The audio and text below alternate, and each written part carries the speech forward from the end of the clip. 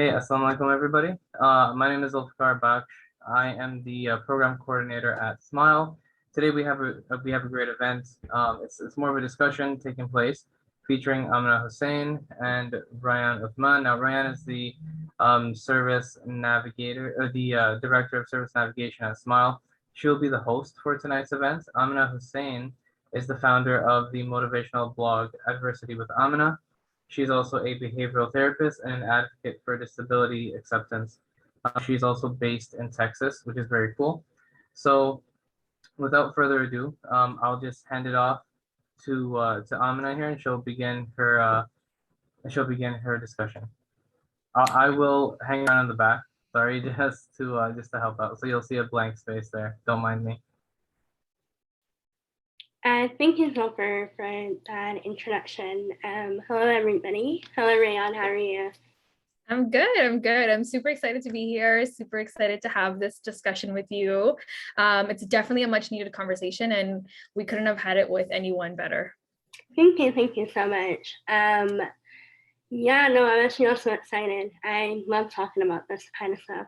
It really gets me energetic. For sure. So, let's get into the topic. So for those of you wondering what topic are we actually talking about? We're talking about, Black Muslims. And, so we're talking about Black Muslims with disability, and how to be an ally in all of that, I guess. Mm-hmm. So let's get started. So when we're assessing Muslims, so when we're talking about Muslims and we're talking about Islam in a Western country, it's already seen as something that's not understood or a foreign concept, since most are Christian. We are already considered a minority because the majority outnumbers us. So we are considered a minority. And so we are considered a minority because the majority outnumbers them. And unfortunately, that's not the only problem that we're talking about here. When it comes to Islam and being a Muslim, it's already seen as a target, and it has its preconceived notions like, women are being oppressed, or women, don't have a voice, or, we're very hostile or aggressive when you're looking at the news. And that is honestly so far from the truth, whereas Islam is, one of the most peaceful and non-violent people. Like, we don't condone violence or rudeness in our religion. So sadly, not enough people don't understand that, and they don't want to understand that. They kind of just completely given up the fight. They just already have their expectations, their assumptions about Islam, and just don't want to understand it. So with having to settle that, we are put in this box with all these misconceptions and all these assumptions about us, and we are ostracized than any other religion out there. Like, we are more ostracized than Christianity, obviously, because we live in a place, again, where majority are Christians. We're more ostracized than any other monotheism religion out there. And even with all of that about Islam, we still manage to separate ourselves within the Muslim community. We separate ourselves with race and ethnicity. So now you're asking yourself, okay, well, what race is considered acceptable? Which one is allowed? And that's when the conversations are getting a little complicated, because we tend to ignore the elephant in the room. We tend to not shed light on it, and we tend, not to talk about it because we really don't want to have that conversation. But because we tend to ignore the elephant in the room, we don't understand how Black Muslims are treated. We don't understand that, they're not welcome into the Muslim community. And therefore, Black Muslims are not welcome into the Muslim community. Therefore, they are a minority within a minority group. You know, we're already put in this box of Islam, you know, and Muslims, we're already put in this small box. And unfortunately, I feel like Muslim people have created a smaller box that makes it between, you know, race and ethnicity, and then we start separating ourselves. And then that's where the Black Muslims feel like, okay, we're already in this percentage, right? We are already outnumbered. And because we get isolated and we get, you know, separated from the rest and not involved with the rest of the community, we're in an even smaller box. And, you know, that's where the problem starts. That's where we have a difficulty.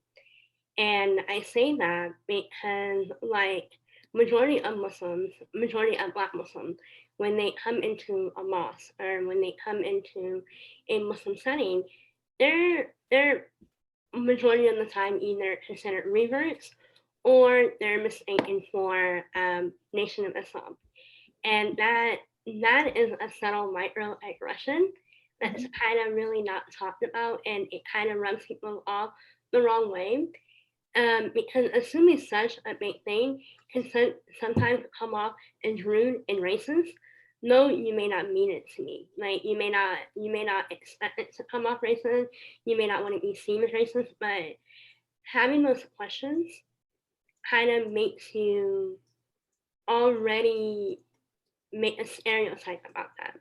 Because you're not assuming, like, what are the chances that this person was a born Muslim? You know, what are your chances? So being a Black Muslim does have its challenges within the Muslim community. Sadly, we realize that when being at the masjid or in an area where the rest outnumber us, we see these blatant actions, such as not interacting with us or asking if we converted or acting if our names are like the most difficult things ever created, like just asking how do you pronounce our name without even asking us what our name is. Like it can be, you know, it can be Mariam.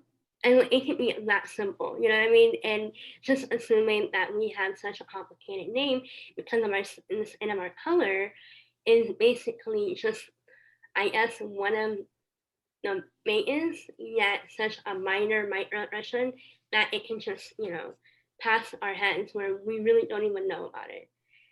And so I say this, sadly, when being at the mission in an area where the rest are where the rest are not welcoming us, it kind of makes us not want to go.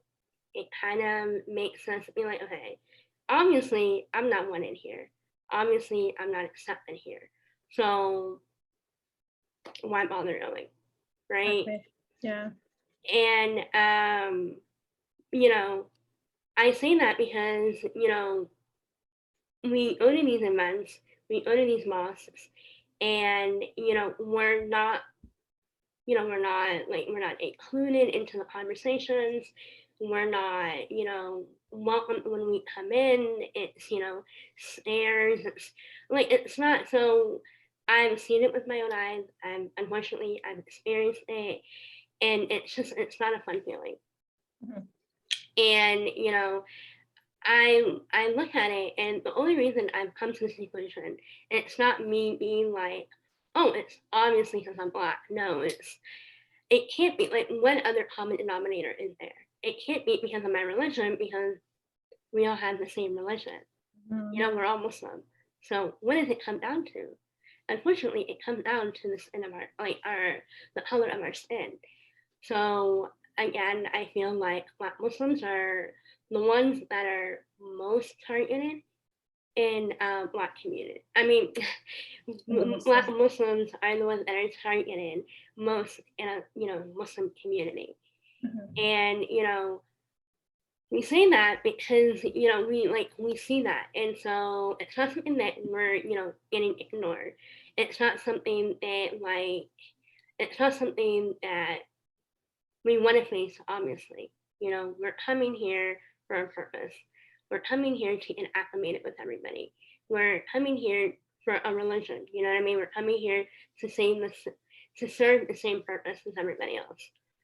So now that goes into growing up, like you grow up with all these things and you see all these things. You visibly see that when you're getting ignored or you see stairs when coming into a mosque again.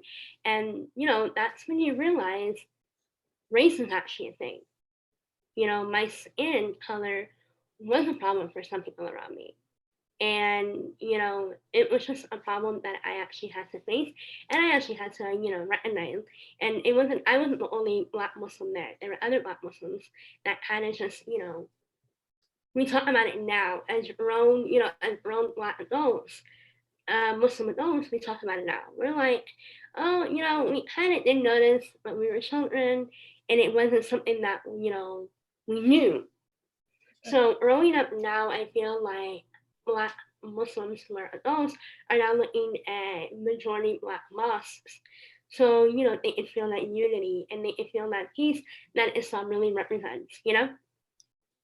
So I feel like once you see that as a child, and once you see that you're not being accepted, and you're not being welcome, I feel like that's a very hard pill to swallow. And unfortunately, that's the case for many. Black adults are just now seeing the problem. They're just now talking about it. And, they're just now finding, like I said, Black moss. So I feel like once all that is talked about, once, we talk about why Black Muslims feel the way they do, and once we're ready to, not ignore the elephant in the room and actually talk about why Black Muslims get isolated and why, they're not really why they're seen as an issue. Once we acknowledge that Black Muslims are isolated, and we acknowledge that, then we can have that needed conversation. You know what I mean? Like then we can have that dialogue back and forth. And I'm so happy that we're in that generation where it's talked about, and it's in your face than ever before. I feel like now we're shedding a light on it. You know what I mean? Because we have Black influencers, we have Black imams that are talking about racism inside the masjid and outside when we go into a Muslim populated area. And we have young Black Muslims that wouldn't be a part of the solution. And I feel like once that is validated, then we can start the conversation, because those Black influencers and those Black imams actually acknowledge, they actually acknowledge what we're thinking. You can be like, oh, I'm getting targeted for this, and because of my color or because of my race, and subconsciously you can be like, nah, that's just you playing with yourself, or that's just you victim blaming, or that's just you exaggerating the problem. But when you see someone that holds power or that is like a part of social media talking about what you're talking about or how you feel, you're like, oh wow, okay, I'm not crazy. Like this is actually something going on, and it's something that we can talk about. So I feel like with having those Black influencers and having those, imams, I feel that itself is an accomplishment. So For sure. Yeah.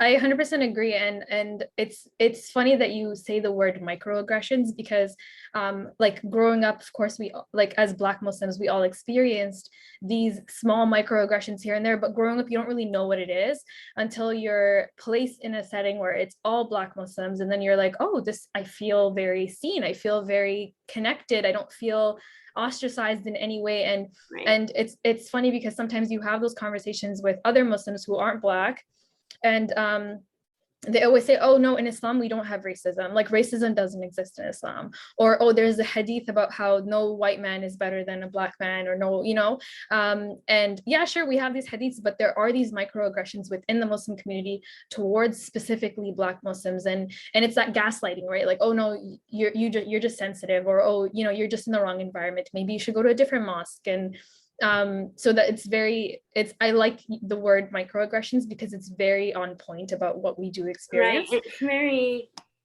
It's very in your face, but it's very like subtle. You know what I mean? Like it can, yeah. Like I feel like microaggressions are one of the most gaslighting things that can ever happen, because it's like you can say it and then you're like, oh, did you mean that? It's like, whoa, that's not what I meant. Not everything is about race. And it's like, no, but you literally just said it to my face. So yeah, microaggressions are, I feel like we're now getting to the point to notice those things. You know what I mean? Like we're getting to the point where if somebody's gonna ask us, oh, so like, are you a revert? It's like,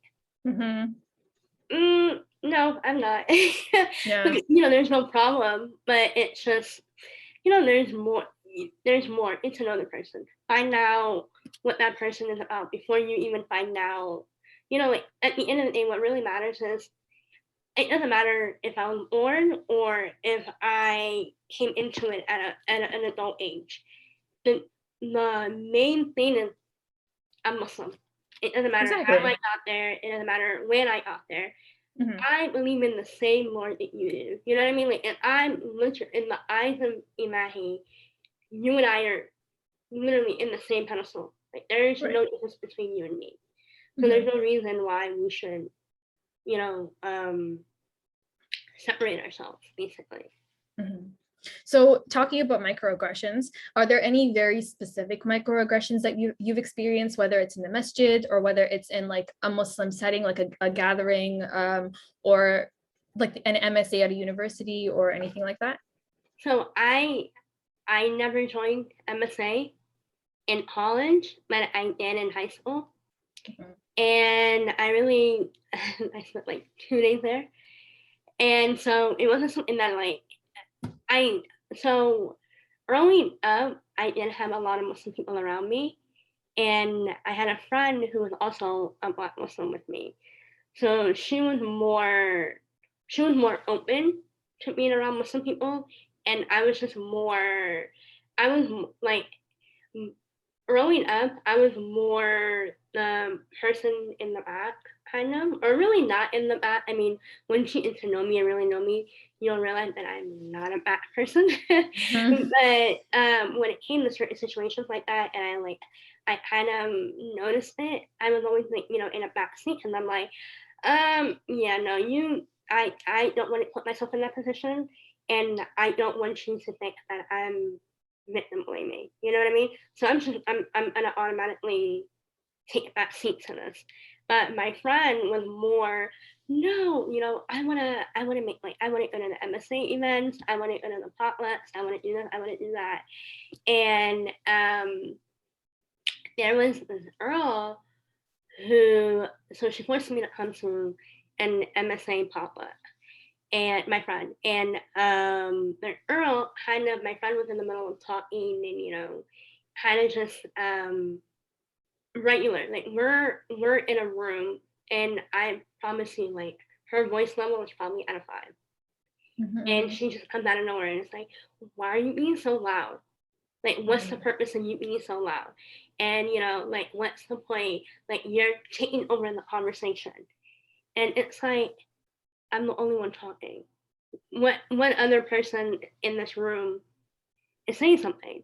So it's like, it's that regular stereotype of the angry black, the angry black woman, where it's like, she saw. So then my friend kind of noticed it and was like, hey, I'm not angry. I'm not aggressive. And if you feel that way, I apologize, but I'm not gonna dim my light to make you comfortable. So I those are certain things that I kind of noticed, and I'm just kind of like, that was definitely uncalled for, but okay. Yeah, So for that's sure. my experience, yeah. It's I feel like all of us have experienced these small things, and you kind of just brush it off and you move about your day. And Yeah. so I think it's very important to like shed light on these microaggressions, or like your friend did, like call out people who say these small things that could seriously affect someone. Like, for example, somebody's going to the masjid, whether it's their first time going to the masjid or whether it's their 100th time, it doesn't matter. But Right. somebody's just making a comment about their deen, or the color of their skin, or just a small microaggression that kind of relates all of that together. It Right. might put somebody off from ever going to that masjid again, or to any masjid for that matter, like not feeling like they belong, or just turning somebody away from the deen, or turning somebody away from their culture. Exactly. Or not making Muslim friends. Like it's Exactly, those yeah. small little things. Like it's those things where you're like, I'll only have Black Muslim friends. You know what I mean? Like that understand the problem or that understand me. So it's like those small little things that kind of dig at you, and you don't realize it until you get older, where you're like, yeah, maybe that one, because you know what I mean. So it's just, I feel like, again, I feel like we we we don't want to be stereotyped as the loud race, that we kind of just ignore the problem. Yeah. And I'm so glad now that there's so many people that are talking about it. Like there are so many people acknowledging, you know, the inequality. You know what I mean? Like that Black Muslims are literally just, they're just Muslim. You don't even have to say a Black Muslim. They're just a Muslim. You know what I mean? Like the fact that you have to mention Black Muslim, I feel like that in itself is a problem. Like why are we already separating something that was meant to unify? You know what I mean? Like why are we even going there? Why didn't we even let it get to that point? Yeah, for sure. So yeah. Especially when like a lot of people talk about when they talk about deen, they say, you're Muslim first. Okay, so if I'm Muslim first, you're mentioning my skin color before you mention anything else. Exactly. It's like exactly. So it's like, don't forget you're Muslim first. Okay, then make me love the fact that I'm Muslim first. Like of course there's the religion, you know what I mean? Of course you have the religion where we love and we cherish, but also you want to share it with people. You know what I mean? You want to unify yourself with other people of the religion, and you want to spread it together. You know what I mean? Like you don't want to be in the corner praying by yourself. There's a reason why you get more in ease praying together than you do by yourself. You know what I mean? You're making it bigger. Yeah, sure. So this is a lovely discussion. I think everyone loves to talk about, or a lot of Black Muslims, like you said, especially with social media now, and Black influencers and Black Muslim influencers, visibly Black Muslim influencers, especially Muslimas, are talking about this more and more. And I think more people are being made aware of it. And it's a lovely topic, a conversation to have with people and to educate people about, because the people who aren't in our shoes just see it as, oh, like we're all Muslim, but then they don't realize that there are those microaggressions. Right. But so we talked about Black Muslims, and that's an intersection within itself. So what would you like to say about Black Muslims with disabilities? So like adding on another intersection. So,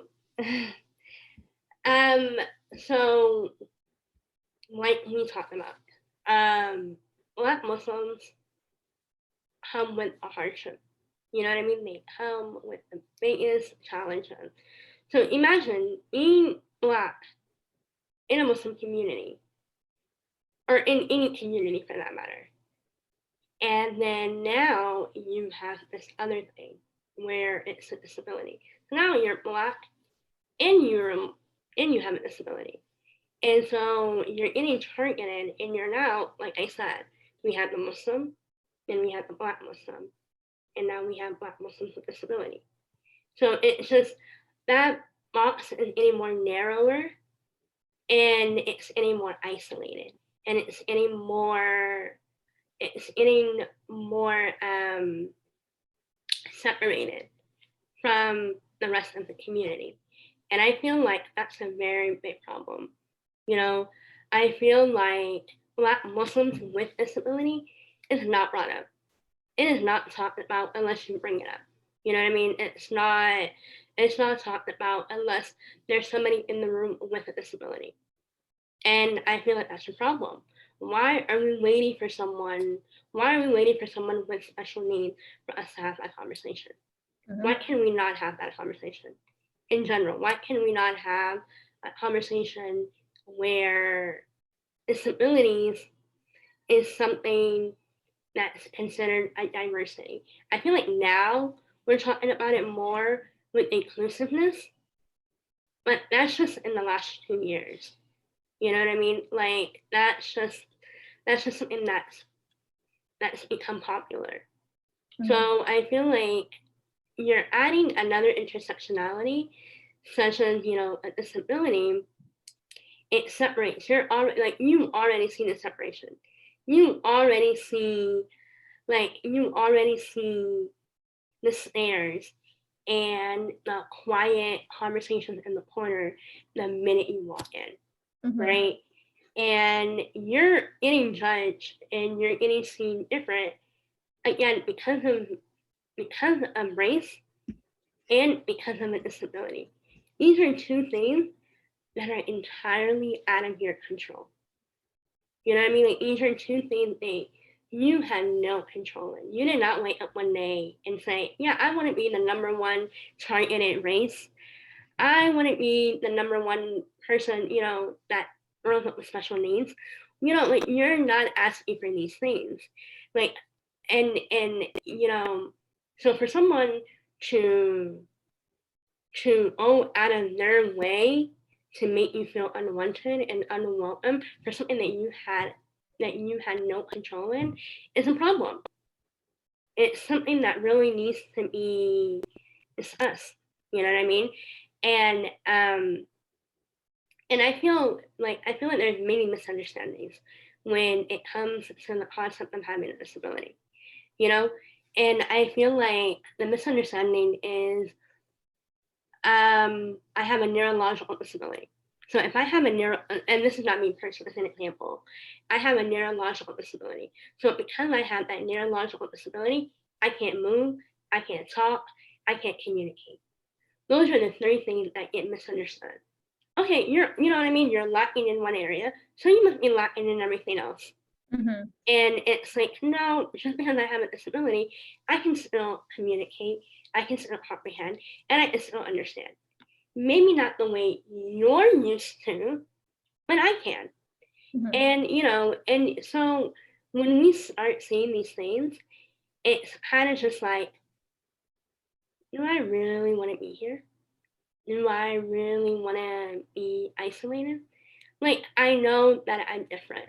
And I know that I'm seen, like, you know, like, I know I'm seen different from everybody else. Why do I have to deal with the hardships that come with it? You know? And I say this all the time. I say, I didn't know me personally. I didn't know that I look different until someone showed me that I was different. You know what I mean? Because thankfully, I grew up in a family where, you know, we all got made fun of. Like, you know, we all had that sibling where, like, you know, like it was, I guess, a roast session. We all had that.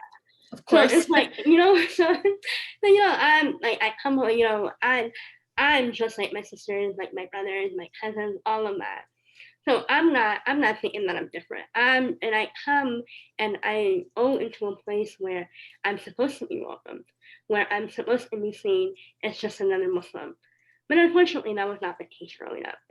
That's when I realized two things.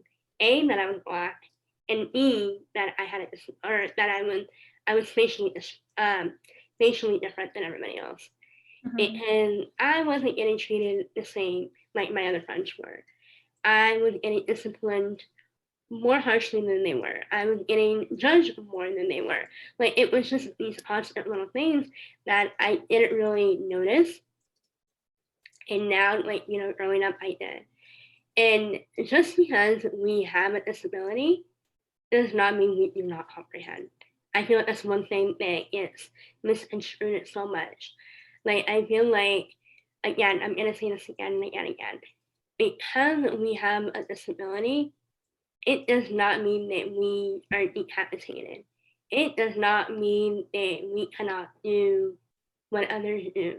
You know what I mean? Like, no, we comprehend and we acknowledge, and you know, we may not communicate it verbally. Well, okay, so based on a neurological, you may not, depending on the disability, they will not be able to communicate it. But I promise you, they can understand from your body language. They can see that you're coming off as hostile, and they're gonna act accordingly. So when you're seeing that child, and like when you see a child or a grown adult go into a place that they usually don't go into, why don't you stop and assess the situation and not make it a them problem and make it a you problem? Assess yourself. What am I doing wrong to make that person uncomfortable? You know what I mean? Disability or not, if a person sees that they're being attacked, they're gonna back away from the situation. You know, and especially for someone who is non-communicative. An adult that is non-communicative will definitely isolate themselves from that situation, and they will stop coming and they will stop going completely. So you right now, like you causing that hostility, you just made someone not come to the mosque anymore. You just made someone resent Muslims. You put a bad name not only into the mosque that you are, but into your religion. So it's like, what are we doing? Like, you know what I mean? Like, when can we have these conversations? So being Black, you know, and being Black and being a Muslim and having a disability is not something that we should be battling with to make others feel comfortable.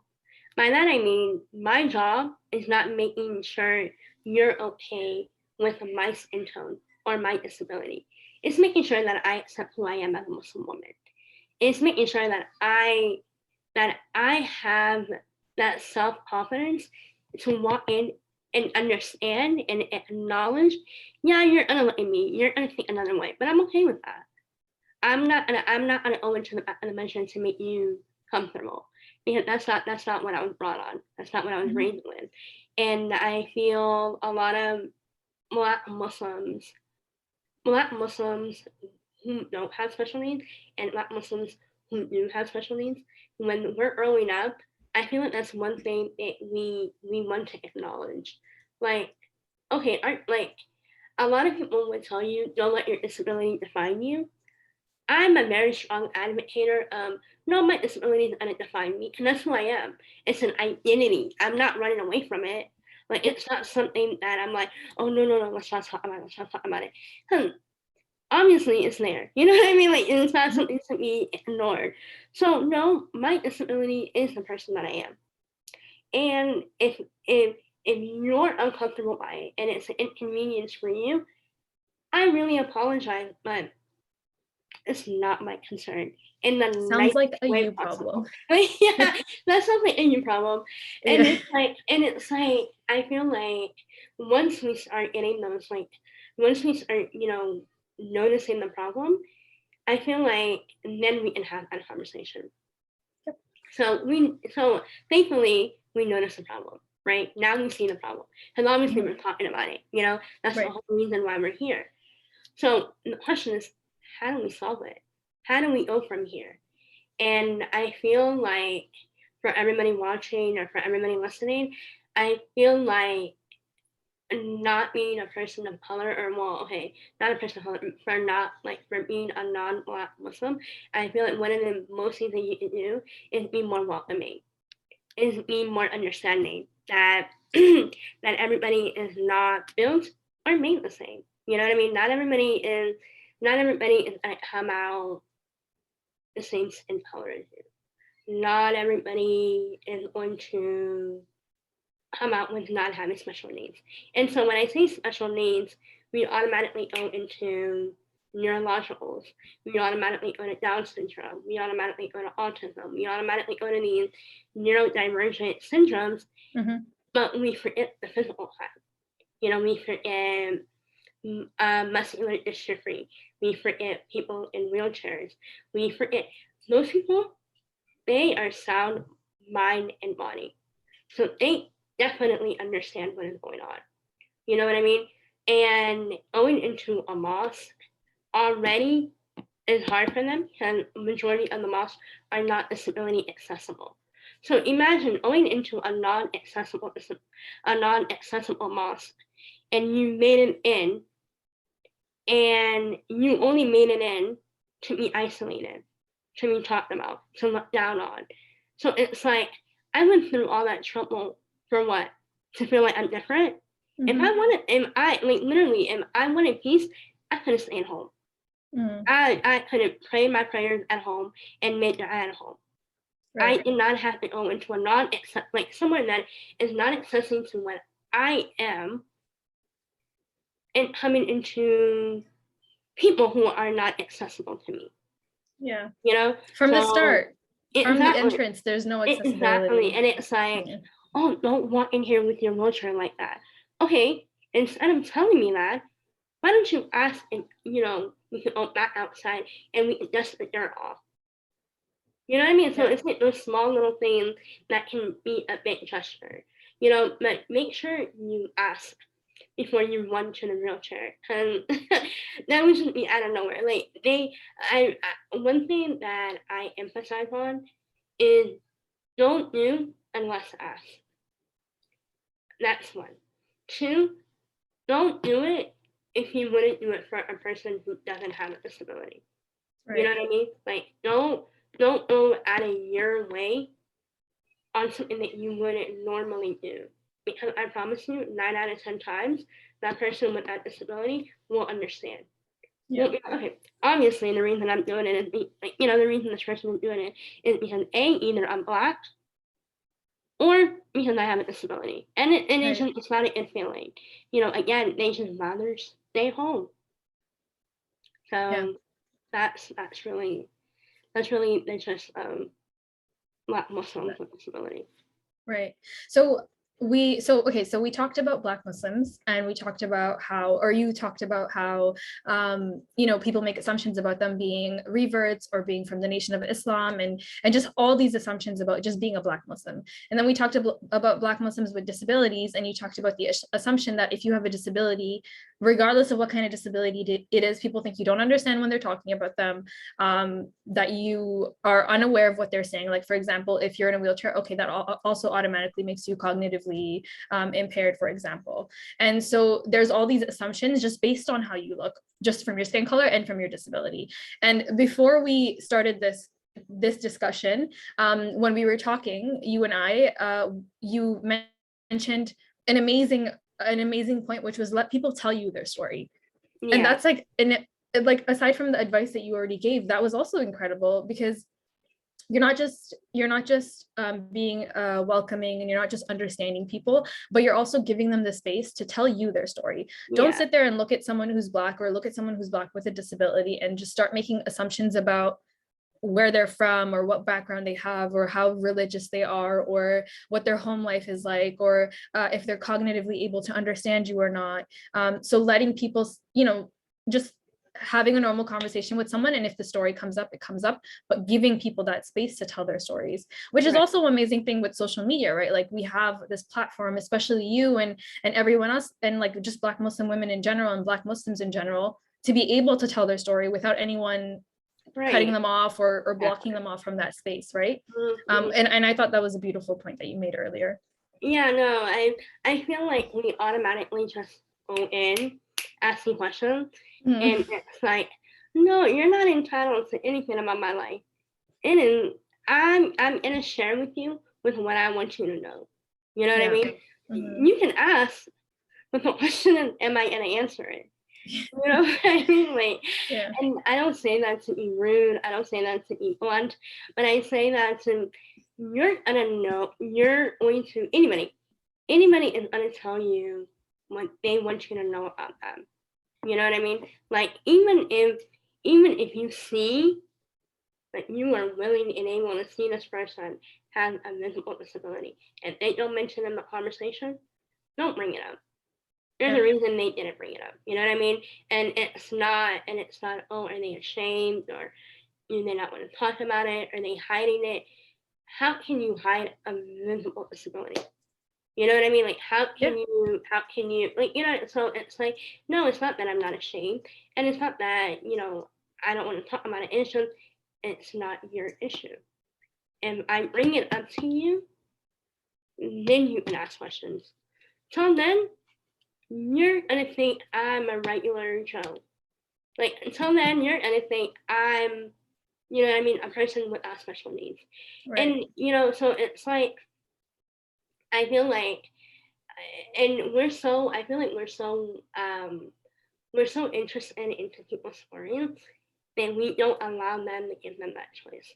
And so I'm guessing the questions that you want answered, if you allow that person to have that conversation with you, I promise you're gonna find out without even having to ask them. They're gonna tell you, oh, I was born Muslim. Oh yeah, I converted like 15 years ago with my parents, or yeah, I converted last year. Like it's not something that like obviously they converted for a reason. They want everybody to know. You know what I mean? Like they're so proud of converting to such a wonderful religion when they're like, yo, I want to tell everybody. So without having you pushing it out of them, let them be like, yo, I converted, man. Like I did that. Like let them let them tell their own story. Yeah. Let them have that control because it's not even let them, it's they have that control. So if you want to know, you can ask again. You can ask. It's up to them to answer that question. You know what I mean? So it's not something that we have to force out of them. It's hey, if I want you to know, I'll let you know. So then, in the nicest way possible, it's not your business. You know what I mean? Yeah. I love that. Okay, so we spoke about masjids specifically, and we spoke about how sometimes they're not accessible. So if you were to speak to masjid leaders or masjid administration, what would you say to them to make their spaces or to make the masajids and the mosques more accessible for people with disabilities, regardless of what kind of disability they have? Okay, so I really like this question because I get asked a lot. So, for obvious one, a ramp.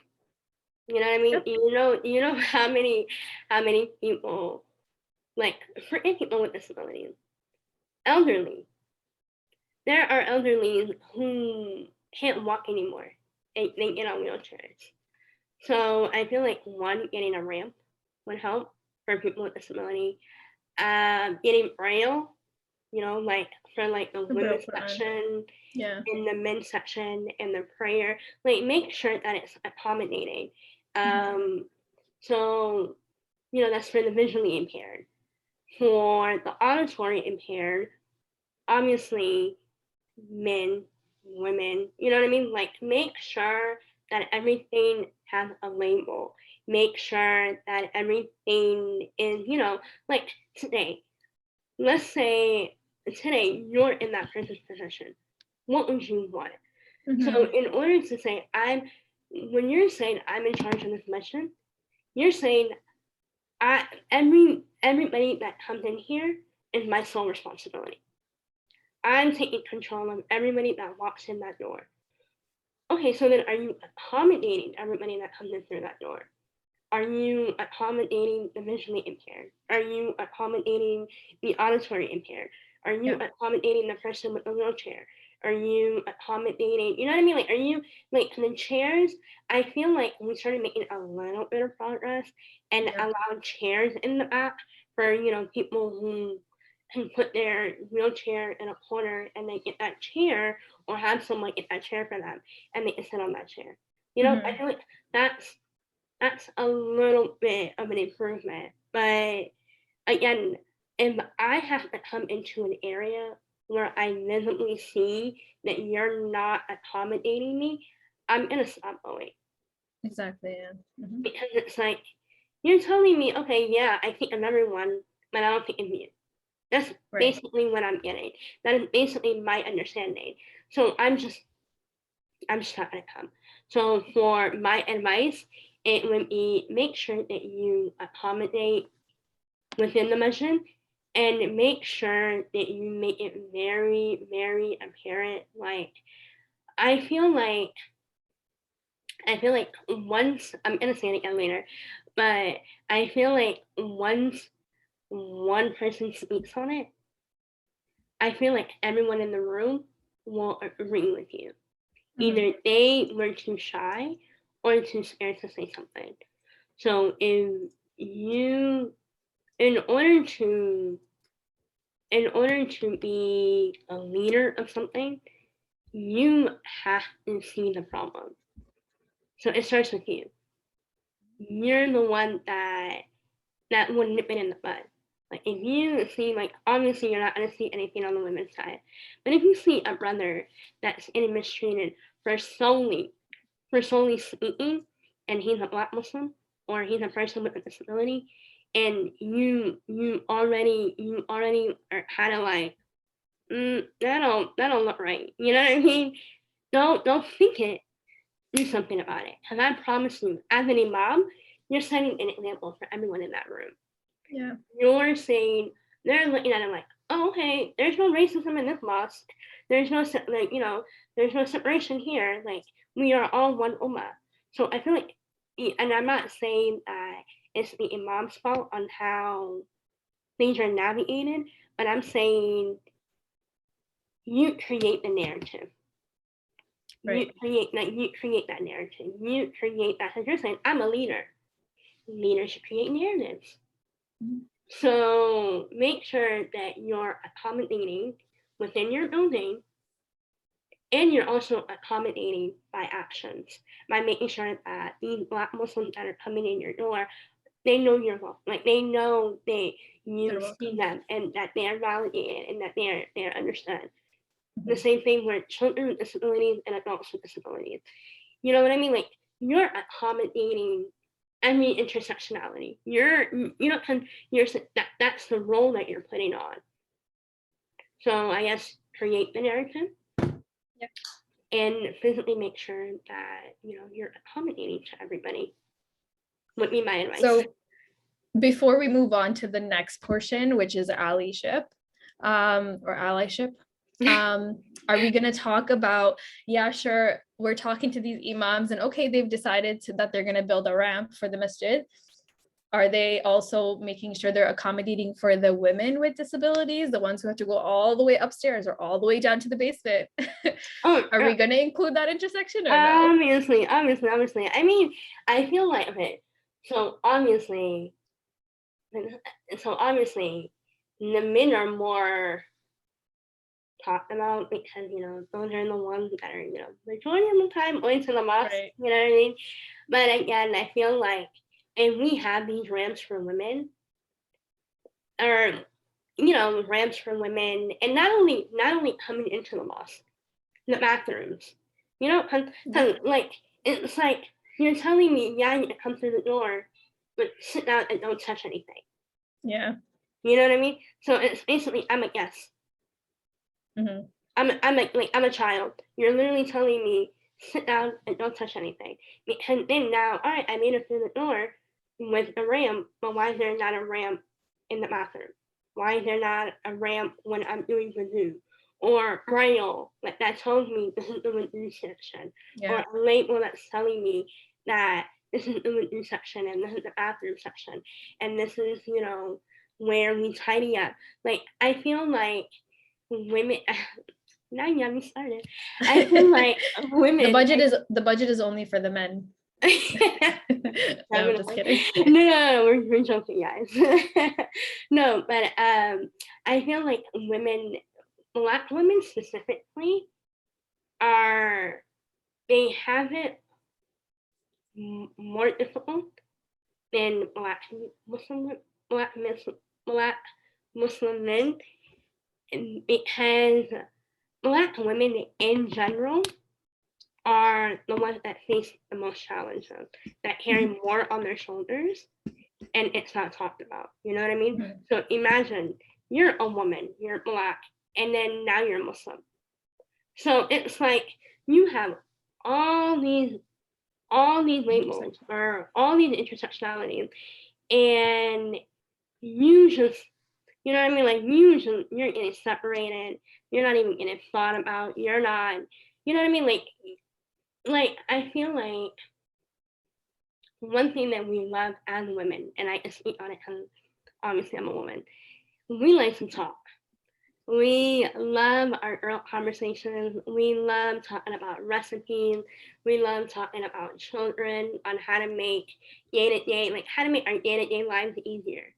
And you see the other mothers talking about like little simple things like, oh, I went to the grocery store the other day, or I, made this easier. And when you join in, you have like the conversation ends. You know what I mean? Like it doesn't, it kind of dies out, it fizzles out.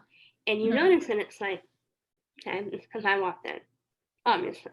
You know what I mean? So I feel like when it comes to Black Muslim women, I feel like we should we shouldn't dim our light again. I feel like we should not dim our light to make others feel comfortable. If that masjid does not welcome us, we'll find another masjid. If you don't like me, I'll find another friend. I will always find something better than what is provided here. And it's not the mosque, you know what I mean? It's the people in the mosque. So if they're not accommodating you as a Black Muslim woman or as a Black Muslim woman with a disability, I promise you'll find another masjid. You'll find something, and that just means that masjid was not meant for you, and that's okay. It's their loss. Yeah, for sure. I wish we could talk about this all day. I think they shouldn't have put me here because I could talk about this for hours. But we only have so little time. Yeah, we only have so little time. So why don't we get into the topic of allyship, and then we can give people action plans, how we can move forward and make our spaces better. Right. Okay. So how to be an ally. All right, guys. Putting Black Lives Matter on our social media posts is not allyship. It's not, Black power. It's a social trend. It's what's popular. So like, yeah, you're owing about it. You're using social media, and we are in a time where social media is popping and moving. So instead of having BLM on our bio, why don't we use our social media as a voice? Why don't we so I feel like how to be an ally, make sure on your social media that you're putting the problem. You're putting the problem and you're saying, okay, this is what's going on in the Muslim community, where Black Muslims are being targeted, well, not targeted is not the right word, but they're being isolated and they're being separated. And that's all because of something that they can't control, which is their race. So how do we get out of that box? How do we get out of that problem? You become a voice, and you stop being a bystander, and you make sure that you yourself don't exclude a Black Muslim. I feel like we can say that we control other people, but by the end of the day, we control ourselves. You know what I mean? We are only judged by what we judge ourselves based on what we do. Mm-hmm. You want Black Muslims to stop being separated and not being involved in things?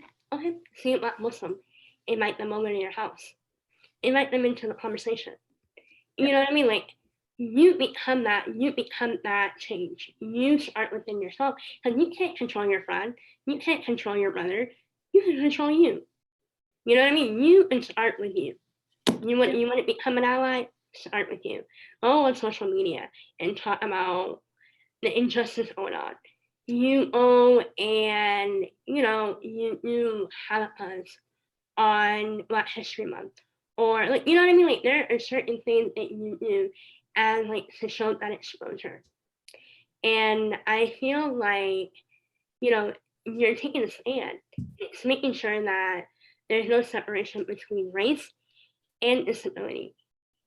And like, you want to make sure that that separation does not exist at every mosque or every social or every social gathering.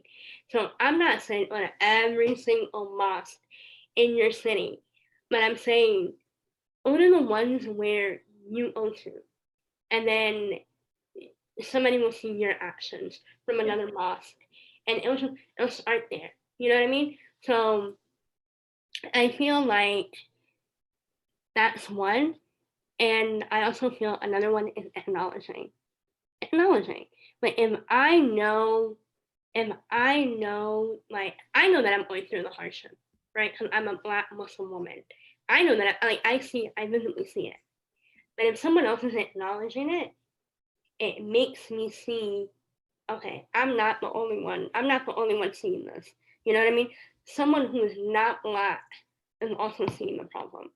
You know what I mean? Somebody who is not a part of the oppression or the injustice is also seeing it. So if you acknowledge it for me, that's the first step for me. You're already making a change by seeing it and understanding it and acknowledging it, Mm-hmm. And that also can be said for a person with a disability. People tend to say, oh, having a disability is all in your head. You know what I mean? Like, if you walk it off, you'll be fine. And it's like, man, how do I walk off a disability? Like, you know what I mean? Like, how do I act like it's not there? That's not. I don't think that's. I mean, trust me. If I didn't want hardships, I would have chosen that. You know what I mean? But again, this is someone that I am. It's an identity of mine. I'm not ashamed of it, and I'm not scared of it. And I feel like if you acknowledge that, that's honestly part of the solution for Black Muslims and Black Muslims with disability. Mm-hmm. And I feel that the statement that actually ruins us is saying, well, I can't do anything now. I'm going to wait for my children to implement that in my children. Why are you waiting for children that are unborn to have that conversation? Why don't you have that conversation with your mom? Why don't you have that conversation with your dad, with your community members? You know what I mean? Like, I feel like it's kind of like monkey see, monkey do. If you see one person talk about it, and like someone say that person's you, and like you want that to be changing, like you want Black Muslims and Black Muslims with disabilities to be more welcome, then you talk about it. And it starts with you, and everybody else around you will just acclimate. They will literally just follow you, because it's either two things either happen. Either they saw the injustice and they were too scared to talk about it and they didn't want to be the only one, or they were too shy to talk about it. Either is fine, either is okay, but you can't do anything with either. You know what I mean? Like, it's so silent. So you need to be that voice in order to make that problem, in order to make that problem not a problem anymore. So I feel like it only takes one voice for others to say something and join in. So why not you be that voice that starts to change? For sure. I think it's really easy, like you mentioned, especially with social media. It could be such a great thing for us because everyone's voice is heard. But it could also be kind of like you can post about it and then that's it. That means I'm an ally. But what are you doing to make changes? Are you having these conversations? Are you educating yourself first before you talk on behalf of people with disabilities or on behalf of Black Muslims? But are you also having these conversations with your family members? like during Sunday dinner about how, they made a racist comment, and are you calling them out on it? Are you educating people about how Black Muslims and Black Muslims with disabilities, the hardships that they go through? Are you having these discussions to educate the people in your life as well? Or are you just posting like, oh, solidarity with so-and-so, solidarity with this and that, right? Like what else are you doing? You know what I mean? Like, yeah. Exactly. And I feel like one of the things also is, specifically with the person with the disability who's not communicative, if you see a hostile environment, so one thing that I'm against, and this is kind of like whatever, is don't stand up for them. Don't be like, oh, that's wrong. Obviously, the person doing the bullying knows what he's doing is wrong. Right. Take them out of the situation. You know what I mean? And if you see that enough times, other people will see it enough times, and the person doing the problem will have a self-reflection on themselves. And they can have that back and forth with you all day. But if you take that person out of that situation, then you actually made a difference. So I feel like, yeah, you can be a voice, but don't be the voice, if that makes sense. They also have a voice. Black Muslims have a voice. People with disability have a voice. We're not saying speak for them, we're saying speak with them. You know what I mean? Also be a part of it. Don't be like, no, I'm here for Black people. No, I'm with Black people. And there's a complete difference between the two. There is, yeah. So that was a good point. So yeah, this was an amazing discussion. I feel like as a Black Muslim woman myself, just hearing from you about being a Black Muslim woman and a Black Muslim woman with disability, like I learned so much from this conversation. And this is how we start those discussions, right? This is how we get more people to hear about this stuff. And also, like you said in the end, like action plans. What are you gonna do to be an ally? So yeah, thank you so much for having this conversation. No problem. Thank you for having me, guys. It was so much fun. No worries at all. Thanks so much, Amina. You did an amazing job. I definitely benefit. I know I was behind the screen the whole time, but that's just so that both of you had the spotlight. You both had an amazing conversation. I benefited a lot from like soaking it all up. Definitely a lot of things that I benefited from as well, being an ally. I do appreciate it. I think we need more conversations like this as well. And hopefully we will push for more conversations like this in the future, inshallah. But because this is recorded, I wanted to share your social media on the live. So what I'll do is I'll just have I will share it on Monday on social media there. So like on Smile social media, I'll share like adversity with Amina and your Facebook page, like that stuff, so that people can go there, see your great content. And we'll recap this as well. It'll be posted for anyone who wants to watch it. Then you're free to watch it, inshallah. Thanks, Ryan, as well for hosting. You did a great job. And yeah, I like this. I like this duo. I want to say something. But thanks so Amina, much. you have not heard the last of me. Me neither. Okay. Thank you. So far, do you think I can get a coffee in this? Yeah, for sure.